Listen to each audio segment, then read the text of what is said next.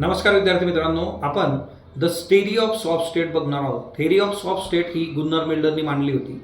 त्याचं Asiatic drama नावाचं एक पुस्तक आहे, ज्या पुस्तकामध्ये त्यांनी द स्टेरी ऑफ सॉफ्ट स्टेट म्हणजेच दुबळं राष्ट्र आता हे सांगताना त्यांनी भारताला समोर ठेवलं. यामध्ये दोन महत्त्वाच्या गोष्टी आहेत. एक म्हणजे काय की सॉफ्ट स्टेट म्हणजे असं राष्ट्र की ज्याच्यामध्ये कायदा सुव्यवस्था नसते किंवा लॉचं इम्प्लिमेंटेशन जे आहे ते अतिशय ढिसाळ असतं किंवा जी लोक कायदा मोडतात त्या लोकांना जे आहे जास्त महत्त्व दिलं जातं. सो हे दोन जे मुद्दे आहेत की कायदा जो आहे तो इम्प्लिमेंट प्रॉपरली होत नाही आणि कायदा मोडणाऱ्यांना जास्तीचं महत्त्व.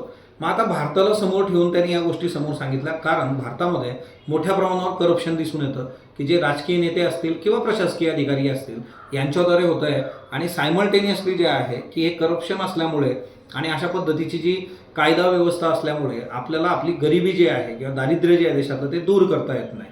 आणि याच्यामध्ये जे आहे की जे खूप प्रभावी नेते असतात, मग त्यावेळेस जे आहे पंडित जवाहरलाल नेहरू असतील किंवा आताच्या बाबतीमध्ये जर आपण बघितलं तर आपले पंतप्रधान असतील बघा. सो यांचा विचार करता जे आहे की त्यांनाही त्या गोष्टी ज्या आहेत तर त्या प्रॉपरली डील करता येत नाही असं त्याचं म्हणणं होतं. सो अशी ही सॉफ्ट स्टेटची संकल्पना आहे.